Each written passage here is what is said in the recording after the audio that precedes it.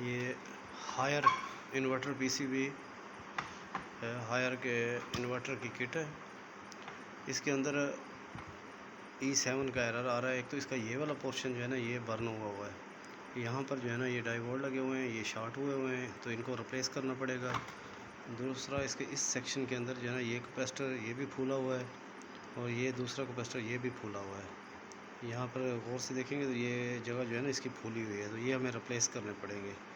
तो इसके बाद इंशाल्लाह ये हमारा एरर ख़त्म हो जाएगा। तो मैं इसको भी रिप्लेस करता हूँ, रिप्लेस करके चेक करता हूँ। तो फ़िलहाल इसमें तो यही चीज़ें नज़र आ रही हैं जो फॉल्टी हैं, तो इनको रिप्लेस करने से इंशाल्लाह ये मसला हल हो जाएगा। बाकी इसके अंदर और किसी भी पोर्शन में ऐसा कोई मसला नहीं है। मैंने इसको मल्टीमीटर से चेक कर लिया है, IGBT इसके ओके हैं, ब्रिज रेक्टिफायर वगैरह तमाम चीज़ें ओके हैं। कैपेसिटर मेन कैपेसिटर जो है ना ये भी सब ठीक है।